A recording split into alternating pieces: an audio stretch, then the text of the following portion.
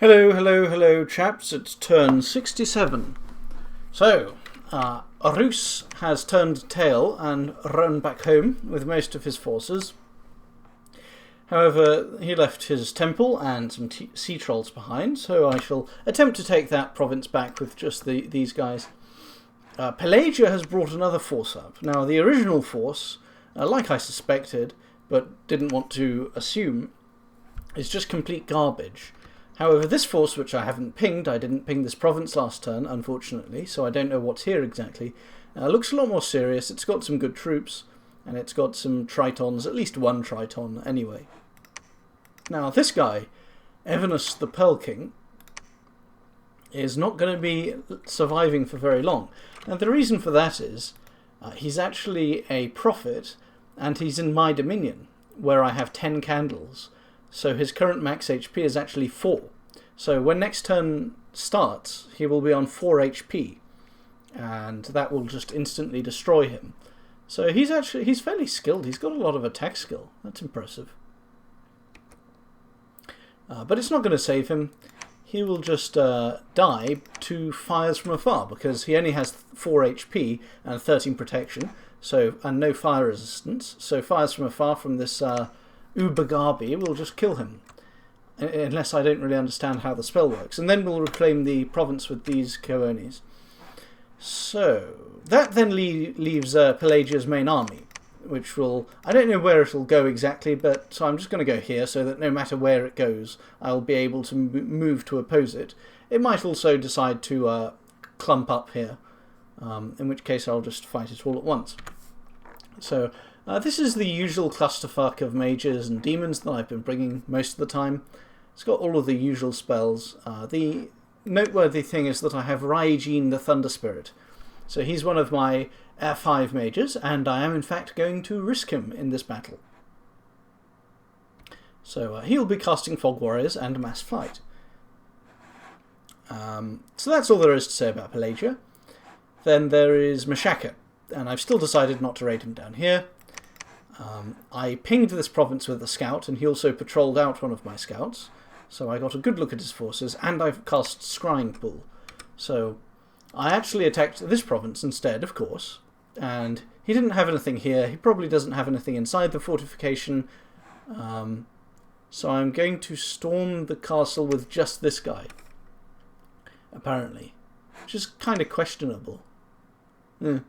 He'll handle it, whatever. And in case he attacks me, he will probably, I suspect that he'll attack me, because I get the feeling his army is about as strong as mine. I'll show you his army in a moment. But I'm bringing along expected PD, but it was me, Dio, the Dione. And he's now got both of these Armlos axes, Picus and Procas, just because it's funny to put them both on the same guy. Then Raitso, the Empowered Blood Mage, is also turning up. I've decided to put all hands on deck, but he really ought to have some blood slaves. Just, should he though? I don't know. Then there's we've got some lesser mages. They have blessing water now, and oh yes, this Dione is turning up. So, and these two Sea Kings with lots of water gems. So if he does attack me, I'll have reinforced the army a bit, and I'll have Fog Warriors followed by Mass Flight, followed by Fog Warriors. And I think by the time he wakes up enough to cast Fog Warriors the second time, he will have, most of the Fog Warriors instances will have been popped by damage. So the second casting will be quite effective, because he'll be unconscious for a while after casting these. So I've got some demons. I've got these tankier demons right at the front, where my air mage is, because I put all of my non-combat Dione right at the front, and then I put all of the combat Dione right at the back. And the reason I put them at the back is because I forgot that they actually don't have flying boots, mostly. So I'm now going to put them back at the front. Koremaza. Yeah, we really don't have many flying boots at all. In fact, only my Pretender God has flying boots. So my Pretender God will move to the front, and the reason he's being moved to the front is so that he can cast Keen Blades one time before he wades into battle. And Keen Blades gives you armor-piercing attacks, so it's pretty good. So we should be able to handle this fairly well. Now let's have a look at Machaka's army. And he does indeed have one of my Dione in it. Here is the Dione, hiding behind this dragon. It's right here. Toshiro, the Dione. And he doesn't have amazing magic resistance or morale currently. Never healing wound, so you know he's still the same guy he was, I guess. Just a traitor. Very sad to see. A traitor. And he's actually not geared to fight other Dione, because this won't work against Dione because it's fire damage. This is unlikely to work against Dione because it's either magic resistance or strength, I forget which. So I would have gone for something different, like a double Ghost of Parrying or a repel build. I don't know. It's a perfectly good setup, and this is kind of... I wouldn't say it's good against Dione. It's good against lesser opponents. And then you have all the dragons. Well, the dragons are just 2 in each path. They're just Buddhas and Spider Clan sorcerers mainly. They're just fire mages with some death or nature or earth. And obviously they're slot limited, so... He's got some nature spells coming out. Only one of these transformed giants is actually geared. This guy isn't. This guy has a banner. The banner skill thing. And only this guy is actually geared, and Holy Fire is not really that impressive because fire resistance probably counters it, I'm fairly sure. He does have something pretty vicious though, which is not the mummies, because the mummies cause disease, the diseased Solus cause disease, and the diseased demons cause disease. Disease doesn't have any effect on demons, so my troops aren't going to be affected, so it doesn't matter. He has some vicious guys though. This guy has the Harvest Blade, which will chop off legs automatically. This guy has the Demon Bane, which does double damage to demons, so 74 damage, 17 attack skill, can't be repelled because of 50 morale. And he has several of these. He's got that one, he's got this guy too. And I think he might have another one lying around. No, it's just those two, plus the other guy with the leg chopper. Apart from that, he has some chaff. He's got 9 elephants, which they will kill a lot of Kooni, but I think they'll die fairly swiftly as well, so it's nothing to worry too much about. And then lastly, he has a communion with 4 slaves and this chap in charge of them. So they boost his skill by 2, then he can cast Power of the Spheres to bring that up to a +3 boost, and then that will allow him to cast Fog Warriors and Mass Flight and maybe Anti-Magic as well. So we'll both have Fog Warriors and Mass Flight and Anti-Magic, I think. Or he could just spam Air Elementals, I suppose. So I think on balance I have the advantage. I think I have more magic, I think I have better troops, and I definitely have more thugs.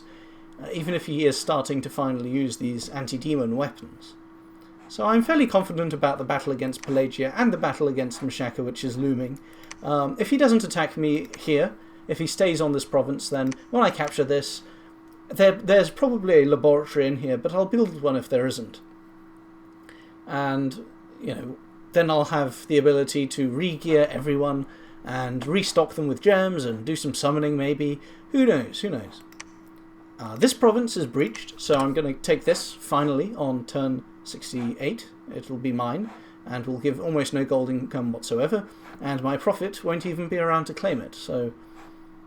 And there's no point claiming it for the gold when the unrest is so high anyway, so I suppose it's not really a priority. Oh, except that you need to claim it to enable the recruitment of these guys. So what I should be doing is moving my prophet towards this province as swiftly as possible. And he actually can't get there in one turn, which is annoying. And his healer can't keep up with him, so he's going to go here instead. Then what else is there to report? Well, those are the main wars. We also had some raiding back and forth. The two parties actually went past each other. Fuusuke, who is now joining this force, and this Rusian wizard with some air elementals, killing some PD. Another thing that was nice that happened in these provinces was feeble-minding people. Taylor, this chap. Now I'm actually moving Taylor, who is Astral 2, back towards this laboratory, and I'm moving this guy back towards this laboratory, and I'm moving someone else back. This guy, where is he? What? What is going on here? Who is moving here? Oh right, it's my rabbit. I have another Astral Mage somewhere. I think no, I don't even know where he is now. Oh, I'm training one. Next turn I'll train one. And then I'll have 3 Astral 2 mages available, plus this guy, plus maybe this guy as well. And they are forging... The ones that are in this province are forging Starshine Skullcaps. These are only Astral 1 before the boosters, and Crystal Coins. And the upshot of it is that I'll have between 3 and 5 Astral Mages available, depending on the 2 Dione, to cast Mind Hunt. And I want to cast Mind Hunt because of this. We've got a Bane Venom Charm in this province, got a Bane Venom Charm in this province, which I'm not too fussed about because it's on the front. But here I lost 1,000 people. It's very, very annoying. So I definitely want to Mind Hunt this out. And the fact that 10% of the population died here suggests to me that it is indeed a Harvester of Sorrows, the Death Summon, this guy. So Mind Hunting that will be nice. Elsewhere, well, I got this from a Astral Sight Searching spell, and I got this from a Dione searching here. And that is about all there is to say. I'm still a bit low on items, so I'm forging some more of those everywhere. And yeah, nothing else going on that's hugely crucial or important. I had a big gold surplus this turn, so I'm actually rebuilding the laboratory in this province. And that'll allow me to, if I continue to have a gold surplus, I can feed it into recruiting the Death 2 mages, these guys. And I'm also making a couple of research items here and there, although I have a shortage of people to actually forge them. And I'm summoning 2 more Revenants, and they'll probably be the last 2 Revenants that I summon down here. Because when I take the Skull Staffs off these 2 and summon 2 more that I am now, I'll have 4 people with 8 empty slots for research items, and that's enough to be getting along with. I should really be saving up my Death Gems for more useful purposes, such as Hanya upgrades, or indeed selling them to Cetus in exchange for Fire Gems, which I will then put into... what will I put them into? I'll put them into a global called the Tower of Majesty, isn't it? The Tower of the Heavens. This global, I really like it. Maybe that's a stupid idea and I should actually be putting into this. This is probably a more important one, and this could be quite important as well. So it depends. I think I'd rather go for Tower of Majesty, actually, or Tower of the Heavens. But in order to get enough Fire Gems for that, I am going to have to buy them off Cetus and whoever else has some to sell. And that's really all there is to say about this turn. I would be empowering this guy in blood further so that I can access all the good blood spells later on and forge some more big blood boosters. Also because I have a big blood slave surplus now, and I don't want to empower more people because I can't be bothered to patrol these provinces anyway, so it's just a nightmare to have even more blood hunting going on. I'm forging another Armour of Twisting Thorns. Oh yeah, that's another thing that this army has. It has this woman wearing the Armour of Twisting Thorns and the Thistle Mace so that she can do Serpent's Blessing and Foul Vapours. So. I should be forging a... I should really be forging a Shade Mail somewhere. But I'm not, and I'm actually not going to bother. I'm also moving a Dione into this underwater province, just in case they send the trash into this province. He will just kill all of them, which will be funny to watch.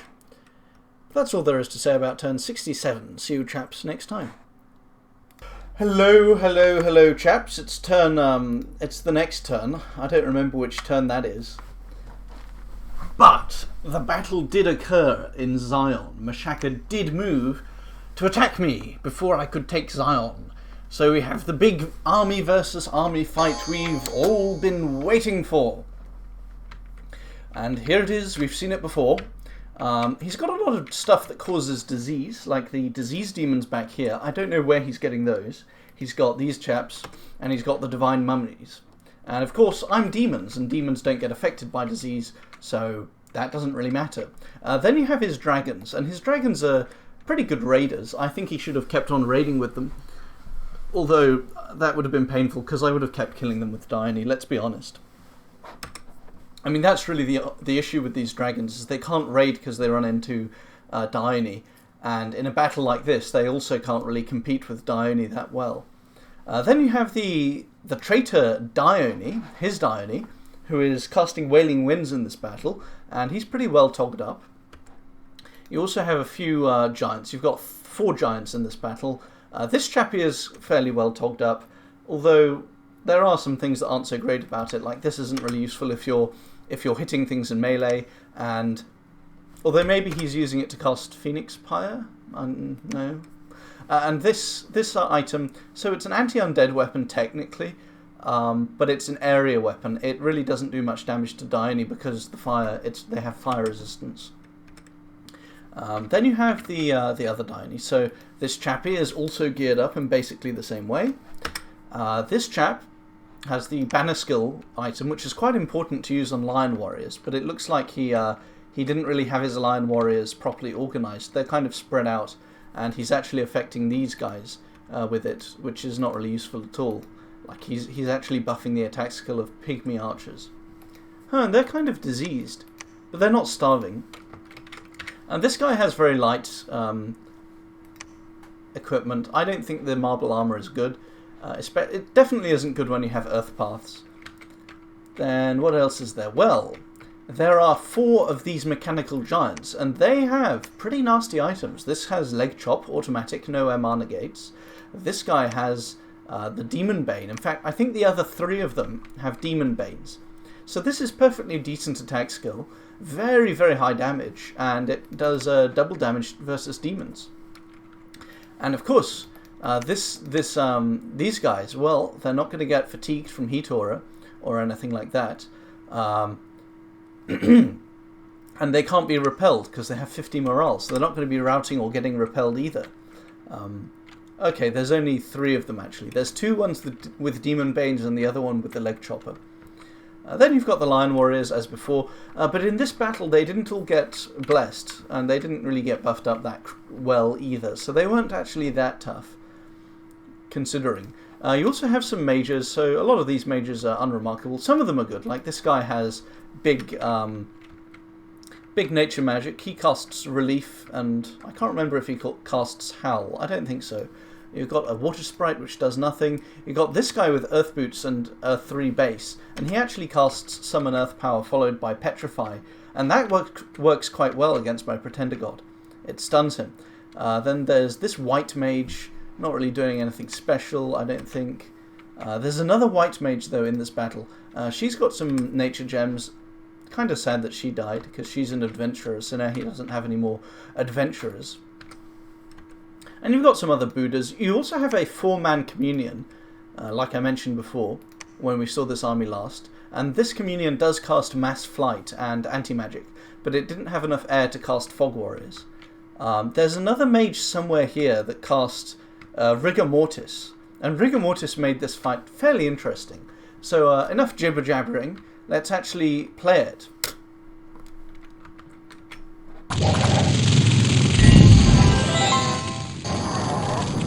So there's our Fog Warriors, and Fog Warriors was just incredible this game. You can see how tanky it makes these wolves.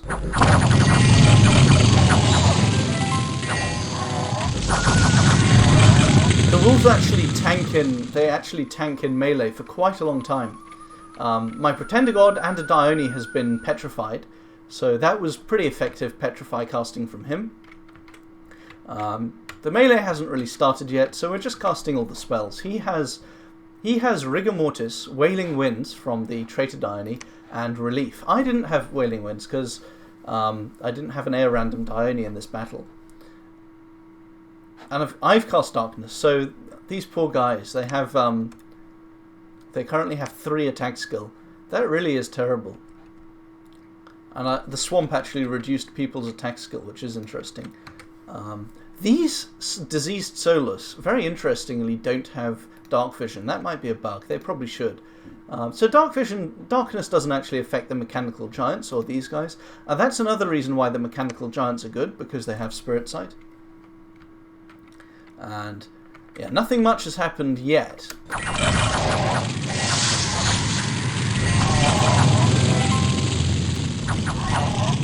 The disease demons have moved on into the background to attack here, but they just can't do anything to these guys. My guys are just immune to their bullshit. Then, of course, he casts Mass Flight, and I think he set a lot of his guys to attack Korea, including the elephants, but they just couldn't hack it. They just don't do anything to my ethereal Dione. Ethereal from Body of Flames, of course.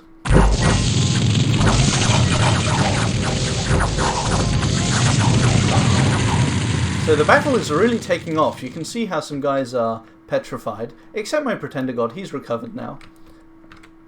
And the Lion Warriors are also... The Lion Warriors, very interestingly, also actually have a really hard time hitting my Dione. And I think it's because without the banner skill banner, and without a total surround, with the War Elephants constantly shifting my guys around, they actually really struggle to hit him at all. And all of the damage is actually done by this one guy. And he also has a bit of a hard time sticking to my Dione, because they're just being shifted around so much by the War Elephants, which is amusing.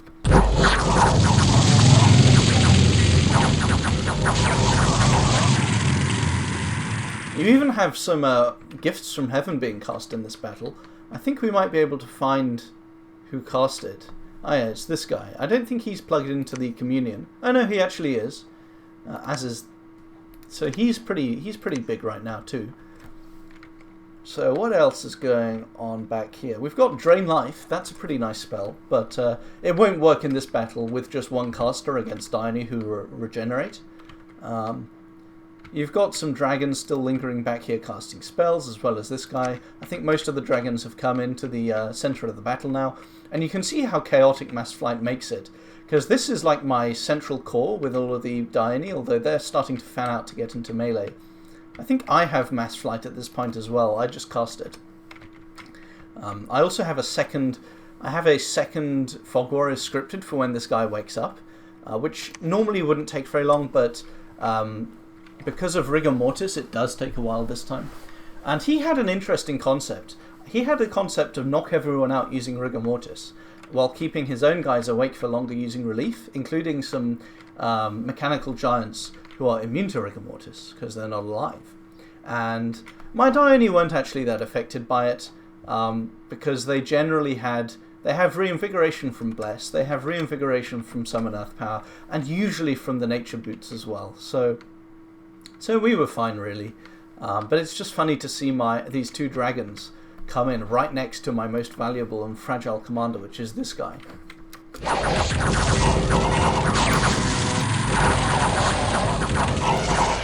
And I suffered one Dione loss in this battle. One of them did die. It was one of these guys back here. I think it's this guy, yeah. He doesn't rout even though he goes into ghost form, which is a bit annoying. I would have preferred him to rout. And that allows this chap to eventually kill him. I think it happens here. Okay, so he hit him again, but we still have some HP remaining. And there it was. I think that was the kill. Just there, the mechanical giant. No, he's actually shifted back here. Okay, that's quite funny. Is he going to rout now? I don't know why he isn't routing. I thought people routed when they got down to this far, to this low in their HP. Has he finally died? My god. He survived so much. Where is he now? I think he finally died. Has he finally died now? No, he's there. Okay, this is where he dies. Because this chap has 16 attack skill, and this guy only has 18 defense skill. Because he's getting harassed a bit, and he's fatigued as well. So there we go, he finally died. Right. Meanwhile, the rest of the battle has been a wipe, basically. My troops defeated his in melee quite roundly. His forces, his guys gradually died to water elementals and some Dione. Although actually, I think most of his dragons and all of his giants may have escaped. I'll have to check afterwards. My Pretender God came in the back here and attacked this Dione, who then routed and escaped.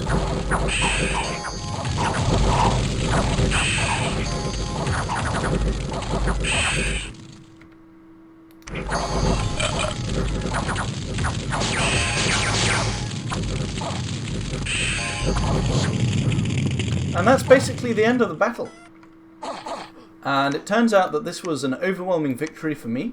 It is a bit annoying that I lost a Dione, but that's basically all I lost. I mean, I lost 151 little demons, but most of them were just Kooni. It's a bit of a shame to lose the Shikome, but they tend to die too. Although actually, if you look at their kill count, the amount of kills they scored in this battle is way higher than the other troops. And I think that's because they're sacred, so they had a reinvigoration bless that kept them awake for longer. They also don't have much encumbrance either. Now for his losses, well, he lost 6 Buddhas. And normally, if you lose a Buddha, they are recruit anywhere, so it doesn't really matter. But losing 6, you won't be able to replace them quickly or cheaply. You have 2 adventurers dying, 1 Hyena Clan Witch Doctor, a Lion King, which is a cap-only slow-to-recruit mage, these 4 mechanical giants, which actually isn't that much of a loss, because he has seen that they're proof of concept, he's seen that they do kind of work, so he'll probably make some more of those. He lost this Communion, and that's going to definitely this takes 10 turns to train 5 of these guys. So he won't have that again for a while. Then you've got Spider Clan Sorcerers. I think they're cap only as well, and he lost 2 of them, and they're slow to recruit. 2 Transformed Giants, and they're quite costly to transform your guys into. I think they cost 10 or 20 fire gems, not really sure. Actually, none of his Transformed Giants died in this battle, which is a bit annoying. But they didn't have anything truly annoying like the Nethgul. And he lost another Buddha and a White Mage, whatever that guy was. And then he lost all of these troops, 563 troops. And a lot of them were trash, but he still had to pay to get them. And some of them weren't so trash. He lost 40 Lion Warriors, which is pretty significant. That's another 50% on top of the ones he lost further north. So we beat him. I think we've basically we've won the battle, the first battle against Machaka. This is the battle that basically transforms him from a major power into, in my opinion, a lesser power. Because it means I kick him out of this territory for good. So his territory is smaller. He has suffered loss of some valuable mages that will take him a very, very long time to recover from. And also, if we beat him once, we can do it again. So I think Machaka, although he does have 2 globals, including Eternal Pyre, I think it'll take him a while. I don't think he'll recover from this, really. I think I'll continue to stay ahead of him from now. So my next worry is actually, now that I take this area, and especially if I try to go into this area, is, well, obviously Atlantis is going to attack me. We actually have vision of Atlantis down here. Atlantis is doing pretty well. He's basically destroyed Ermor, and he has all of this territory over here. So Atlantis is a very major player, even though he has no globals. And now that he's won down here, eventually he'll be able to pull troops up here to fight me. He definitely wants to defend this throne, and he wants to prevent me taking either this throne or this throne as well. So that's that. So I'm not going to expand too much against Machaka, because once I take these provinces and these provinces, it just opens me up for further attack from Atlantis and and the other guys. The person I really want to take provinces off is Rus, because it doesn't expand my border with anyone who I'm not already fighting. So Rus is actually the guy after this battle that I really want to expand into. And maybe I should even consider, I'm moving this army down to fight Machaka, but I might actually be better off moving it like around here. The problem with that is it would just take ages, and although Rus is the guy that I want to take territory off, he's still probably a lesser threat than Machaka. He has a lot of cool stuff. He has a Father of Winters. He's now summoning all sorts of crazy shit like that. But I just don't think he just doesn't have that much resources, or maybe not much skill, to be honest. I don't want to be rude. So Rus, we had some fights against Rus. He attacked here, and the Father of Winters, which must be summoned from a national spell, this gear isn't really that great. And his spells, I don't think, were that great either. So we just walked up to him, hit him with some ordinary troops, and he ran away.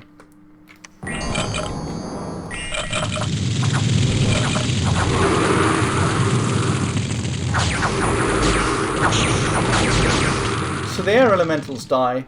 Meanwhile, he's fighting these guys, and he doesn't have much reinvigoration. So he could do with some reinvigoration. He could also probably do with a repel build or a vine shield. No, a vine shield is more likely, I guess. Or an ore shield, or just anything, rather than this default item, which is just nothing special. Because you need more weird things to keep you alive. You need a regen ring, you need a vine shield, stuff like that. Because 24 protection and no self-buffing spells means we just hit him. And the Koani can't really do damage to him, but these bigger guys have 25 damage on their great clubs.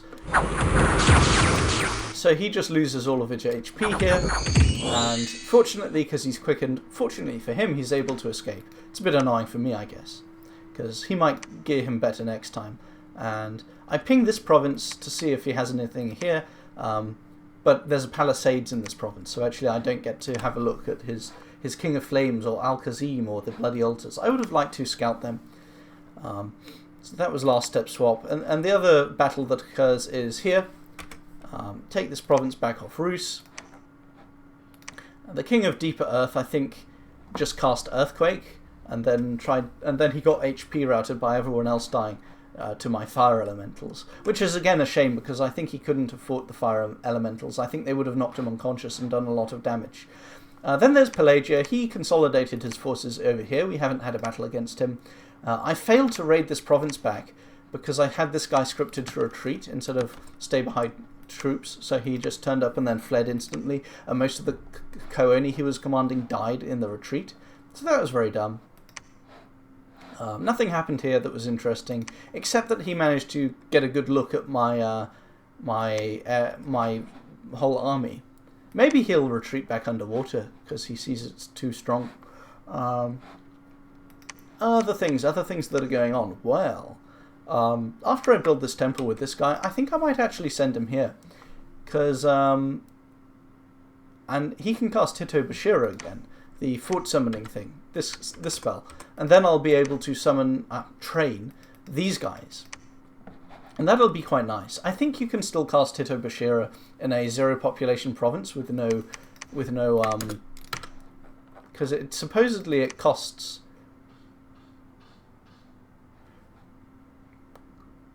Yeah, I think you can still cast it with zero population, even though it kills population. I think the spirits don't demand population be killed; they just kill it if it's there, technically speaking. So it'll be nice to recruit these mages, and we won't be able to train these guys, but they're crap anyway. They're just ordinary archers with a fancy sprite. And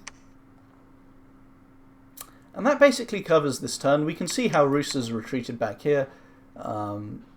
Although he's actually stayed there with his army, so maybe he's planning another attack with some geared super combatants like the King of Mountains.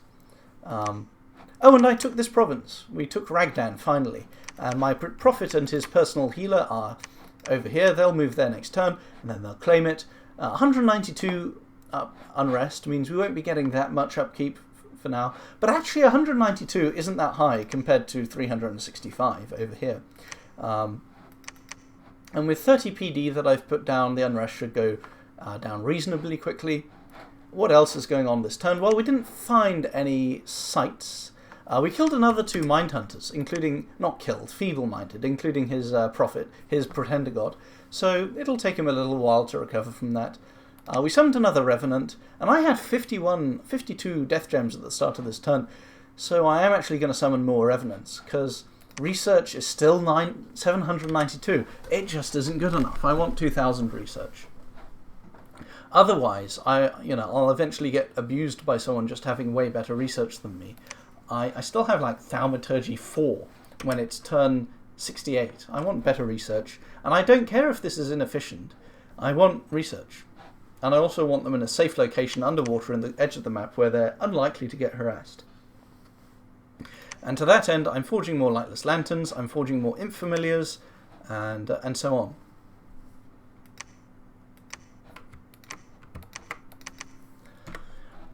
Blood. Well, we had loads of blood slaves, so I empowered this guy. Not this guy. He's going to empower up to blood 4. And then when he eventually gets one of these Armor of Souls back off these guys, they're just using it for magic resistance. When he gets them back off them, when they're finished working in the fields, he'll be able to forge more blood boosters, and that will probably be eventually useful somehow.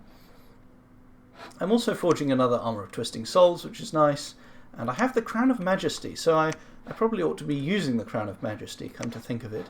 Someone ought to be wearing that, because it's a very strong item.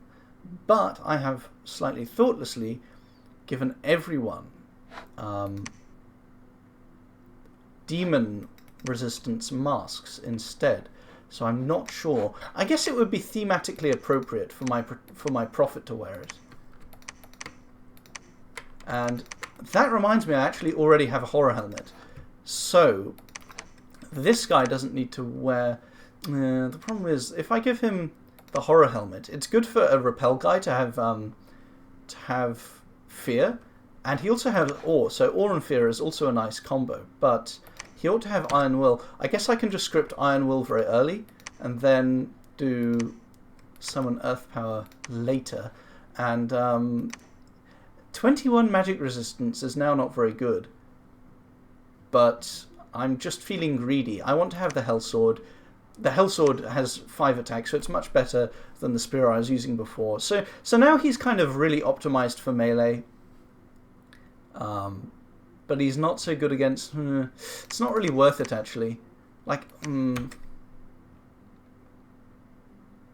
it's not really worth it. Magic resistance is more important.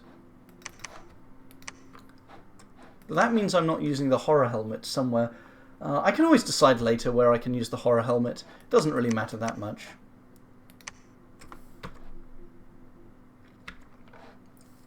What else is there? Well, a Moirai attacked my adventurer leader, the personal healer of my prophet, who is going to eventually reattach his arm, I think. And fortunately, Creeping Doom just destroyed the Moirai. The Moirai has Blood Vengeance and Awe and Flying and all sorts of nice stuff like this, as well as this weapon, and 15 Invulnerability. But she doesn't have any poison resistance, so single cast of Creeping Doom just destroys her. Rus cast his Air Elemental spell, and it landed on a province where it just ran into loads of demons. Then there's Zion. So Rus maybe was cooperating with Machaka there, either actively or just for free without communicating, and it didn't work. It didn't do anything. Blightlands, yeah, this is where we failed. We had our guy scripted to retreat, so that's annoying. And we're seeing, I was right about the Harvesters of Sorrows. We're now seeing them in the open. He's using them in the open. They're pretty neat. Let's actually pull them up on screen so you can have a proper look at them. So he tried to raided most of the provinces adjacent to Zion in hopes of cutting off my retreat, but of course I won the battle anyway, so it didn't really matter. Hang on, does this one have a Harvester of Sorrows in it? No, this is just him raiding. Where's the actual Harvester of Sorrows? We defended the cave against a Buddha with some Hanyas. Here is the Harvester of Sorrows. So it's a pretty strong chassis. Does need body armor. Oh, it actually can't use body armor. So I take it back. It's not a very strong chassis because it has no protection. And the only items that give protection are the Kithironic Lion Pelt, the Boots of Stone, and the Iron Skin Mask. And it can't use those either because it can't use boots or face items. Helmets, I mean. A Fine Shield and Ethereal still works very well against PD though. Anyway, they're annoying because of their pop kill effect, so I actually have my Mindhunters. I have a Mindhunter here, a Mindhunter here, and a Mindhunter here. 3 of them, as well as this guy. And they're all Mindhunting Kopos, which is where the pop kill occurred this turn. A deadly disease is spreading in Kopos, and 890 have died. So Machaka does have Astral Mages, and he does have the ability to forge Shade Mails. So it's possible that he's actually... he might have a shade mailed astral mage here, along with his Harvester of Sorrows, just to feeble-mind my Mind Hunters. Hopefully he doesn't, because that would be very annoying.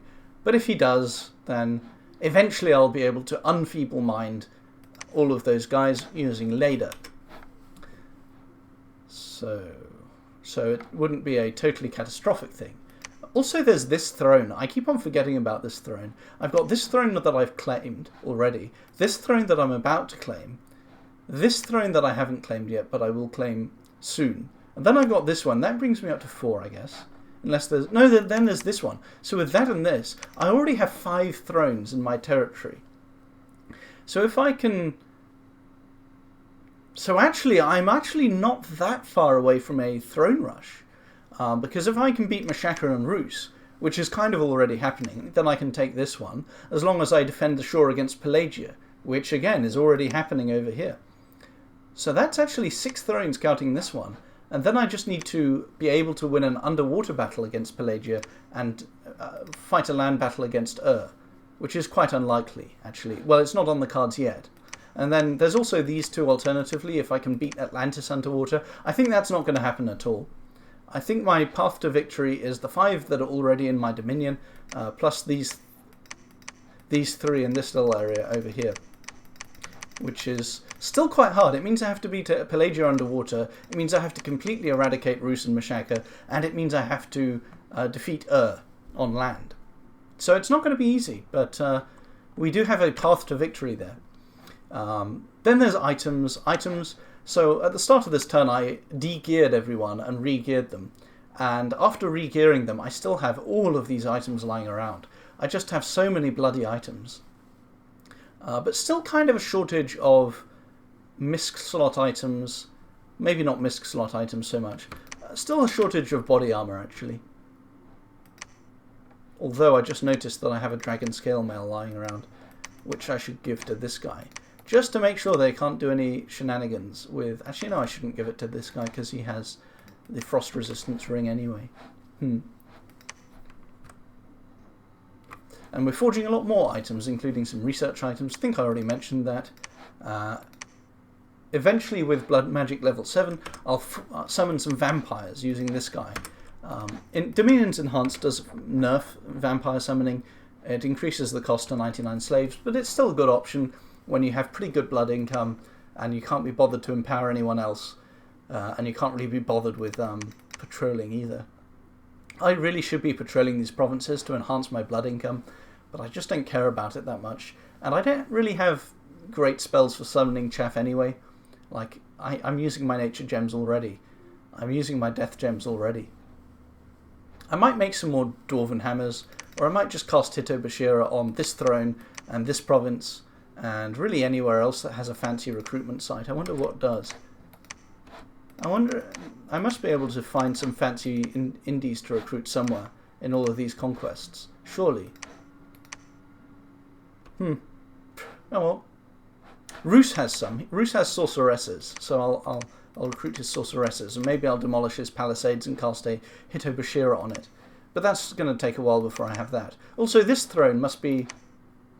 It must be the Throne of Death. No, the Throne of Death is claimed by interestingly, because that gives him death scales. So we have the throne of the inner throne over by Hinnom. It could be the outer throne, which would be nice for unimportant. It's not the throne of the moon because that's underwater. It's not the golden. So it's either the silver throne, which would be very good, or it's the outer throne, which would be less interesting. This one here, that is. It does feel... I mean, I've got a use for my earth gems, because I can cast Hito Bashira. I've got uses for them, but they are kind of piling up, so maybe I should just let them pile up more and eventually try to steal a global, like Earthblood Deepwell. Earthblood Deepwell's pretty good, is pretty strong. If I could steal that, it would be nice. And that's turn 68. It's definitely a long turn, but there was a lot to discuss. Hopefully he doesn't mind my Mind Hunters. Hopefully this battle against Pelagia works, assuming he stands his ground, which he probably will. And he'll probably reinforce it from here as well a bit. So, toodles, that's turn 69. No, turn 68. Okay. Hello, chaps. It's turn 69, and this was a fairly unremarkable turn. So Machaka is raiding me again, since he's lost the main battle. He's got some forces trapped in this fort, and I can see them because of scrying, the scrying pool. And I thought initially that scrying was stupid, because I was pinging the province with scouts anyway, but the fact that it allows you to see into a fort that's being besieged is incredibly useful, actually. It means you don't have to ping inside a fort. If he hadn't left anyone inside here, what I could actually do is just send one Dionian while the whole army moves forward, and that would be very nice. As it happens, he has some people left inside, so I'm going to attack with the full shebang, and that'll be okay for me. Countering these raids, well, I'm just feeling very lazy. I just can't be bothered to counter them. I guess I should. But I just can't be bothered. Maybe this chap. This chap's kind of funny. What's Koremaza scripted to do? He's got a decent script. I'll send him there. I'm too lazy to do anything else. And I'll send out my Sea Kings and so on. I'm doing some counter raiding. Anyway, Kopos had an assassination, another disease demon, but the Ubergabi cast Phoenix Pyre died, respawned, and then gibbed this guy with a Falling Fires. She got diseased, and then she got healed by this worldwide event that keeps on firing for unexplained reasons. And once I've mind-hunted Kopos a bit, I'll mind-hunt the other parties as well, and hopefully he should be slow on the uptake, getting a Shade-mailed Astral Mage out. So I don't really care. Don't really care that much. I've got some nice gold surpluses anyway. It's not great to be losing out economically like this, but who really cares at this point? Too lazy. Cannot be bothered with that shit. Also, I screwed up. A few turns back, when my Dione didn't die to a successful mind hunt, I thought, well, maybe he doesn't have Astral Thaumaturgy 5 researched. And then I said, well, no one would be stupid enough to do that, so it must just be that he's immune to it. But then what happened is there is actually someone who's stupid enough to not research Thaumaturgy 5 before using Mind Hunt, and it is yours truly.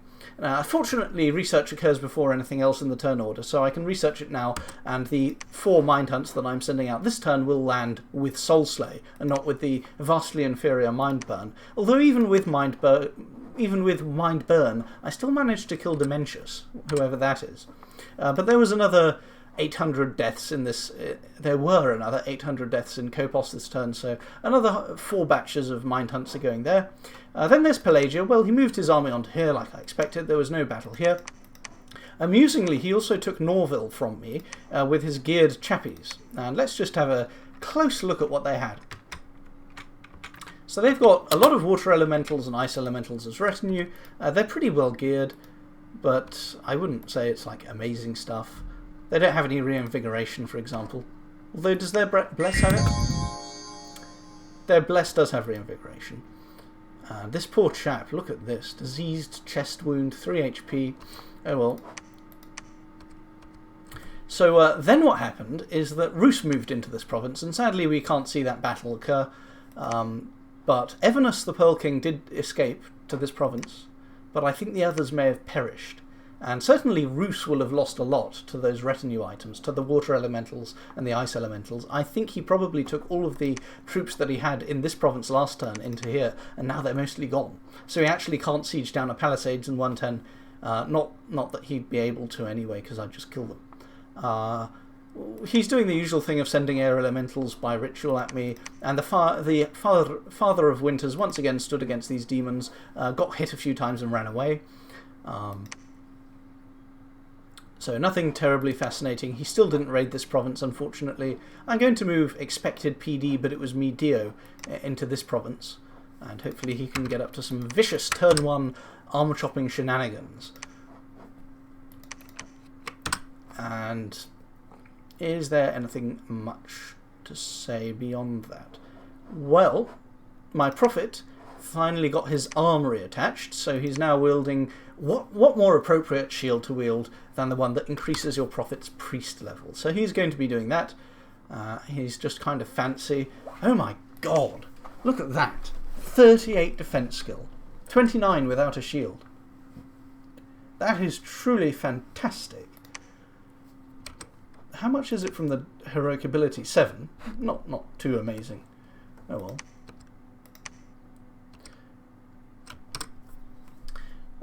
So Leda is going to sneak off somewhere else to heal other people while he claims the throne. Unrest is too high to recruit the fancy astral mages yet, but not for long. It's already gone down by 24 points in one turn, which is good. The unrest formula is that it goes down by 10%, plus or minus 1%, according to your turmoil skill. So that means it goes down by 7% for me per turn, I think. So about 14 points, and then I'm getting an extra -3 from that. Although turmoil then adds 3, supposedly. I don't really understand it. Who cares? It's going down. Site searching is going on. Everything's going on economic-wise. Making some more items, as I always say. I said I would stop making revenants, but I'm just going to keep on making them, and I'm going to churn out these imps and research lanterns because I want more. I want more research. So that's turn 69. See you chaps next time. Hello chaps. This is going to be a very short and cursory turn recap. Turn 70 now. So as you can... I need to stop saying that. I need to stop saying as you can see. That's retarded. I say it so much. So, Machaka, have to resist saying it. Machaka is continuing to raid, and I'm continuing to be incompetent at dealing with his raids. You know, I win the battle, he cowers in towards here, and then I win the battle, and then he actually ends up with more territory afterwards. How does that make any sense? I really shat the bed afterwards. I should have made an effort to counter his raiding instead, and instead of trying to go on in towards him. What I'm actually going to do now is ignore Machaka and actually invade Rus. For the reasons I mentioned before, if I attack Machaka, I'll get attacked by his neighbours. If I attack Rus, I don't have any new neighbours. I just got rid of one. Rus is bringing out the Periflogos, the King of Flames, and a Queen of Storms somewhere. There's a King of Mountains, King of Earth. He's got loads of these big guys, and they have some gear. I wouldn't say their gearing is very good, but they do have some gear. And I'm kind of wrapped up dealing with other armies right now, so I'm kind of busy and can't really deal with it that well. Now, Pelagia has actually attacked both of these provinces, destroying 2 temples in the process, which is annoying, and avoiding my army. So actually, this army is just going to go and attack Rus, and I'm going to send 1 Dione against each of these forces. The 2 double air Dione are going to cloud trapeze in. Going to cloud trapeze into here. Unfortunately, pressing Y doesn't show you, but Kyotsune is going to cloud trapeze into this province up here, because it's pure trash in this province. Kedra. It only has 387 turtle warriors. What a joke. And then the other one is Manabu. Now, Manabu has a more defensively oriented setup here. So his magic resistance is 25, his morale is 25, and his cold resistance is 30. And if you look at Donomark, it appears that Pelagia has lost all of his mages except for his prophet. So when Rus and him bumped in this province, I think all of his good guys died in melee against Rus, except for his prophet on 4 HP, which is surprising. I don't really know why a diseased prophet with 4 HP is able to survive this long. Let's actually have a look at this. Droigar. No, that's the wrong one. Donomark.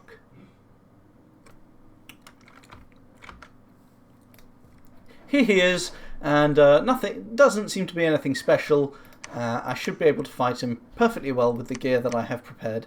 The only problem is I don't have any lightning resistance, and he has Air 1, so maybe I should script him slightly differently. Where is he? Manabu. Instead of casting Iron Skin, I should probably cast Stone Skin, just to be on the safe side. So hopefully I should be able to completely annihilate these forces just with 2 Dione cloud trapezing in. Now that I've seen very thoroughly what they have available, and now that also their troops are diseased and most of their mages have died, I should really have killed them to begin with, but he outmaneuvered me a bit, or I was just an idiot. I'll get round to counter-raiding Machaka. I mean, I kind of am counter-raiding him right now. I'm just being a bit shit about it. So, yeah, so my pivot here is that this army is actually going to go after Rus, and this army is also actually going to go after Rus. So that will screw over Rus, while Machaka and Pelagia hopefully won't be able to do much to me. I am still ahead, obviously. I'm casting Hito Bashira in this province. I'll get some more Astral Mages from that. I'm casting Mind Hunt. I think I'm just casting it in different provinces spread across here a bit, so it doesn't really matter that much how I do it. I'm site searching. I've found 2 water sites in this province, which I now can't collect any income from right now, which is annoying. And I found another site somewhere. Where was it? Oh yes, this province, I finally noticed that this province is weirdly hot compared to the surrounding provinces. So I cast Augury on it because Fire 2 hadn't actually found this. And yeah, we got this site, which is nice. Except that I'm not drawing any income from it, of course. And we killed a scout from on my capital. We had some assassinations. The Dione wasn't affected, the Shura wasn't affected, and Naminari with research items died. A Lightless Lantern and an Imp. And that just reinforces why I want to build up researchers underwater over here, where he probably doesn't even know I have people. And I'm actually sending this guy underwater to summon more Revenants, and this guy underwater to summon more Revenants. I might even alchemize some gems, some pearls into death gems to just summon more Revenants. I know it's not very efficient, but look at this. Research has gone up. Actually, it hasn't gone up that much. Oh well. But I'm trying, and I have some research items lying around waiting to be used, which is a bit shit. I should really put them on someone. And my problem is that I have too many people running around right now. I actually don't have the mages researching. Maybe I should. And I don't have any gold. Yeah, kind of a shitty turn. But it's my own fault. To deal with Pyriflogos and the Father of Winters and all of this, I really need to use some Mind Hunts, but the Mind Hunts, I feel like I need to use them against Machaka first. So if I don't use Mind Hunts to wipe out Rus, that means I need to use Dione, but I don't really have that many Dione available either, so it's kind of all a big shit show right now. Not really so sure what I'm even doing. It's kind of pathetic. Hopefully when Rus sees my army coming back towards his capital, hopefully that's when he'll shit the bed and stop attacking me with them. I don't know though. This is kind of looking a bit bleak. I lost a lot of troops in this battle because he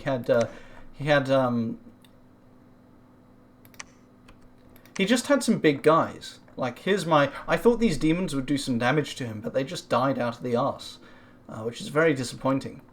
Anyway, that's turn 70. Nothing really too profound to say, except I'm kind of shitting the bed and playing lazily, I guess. Is this guy set to retreat? Yeah, he is. Toodles!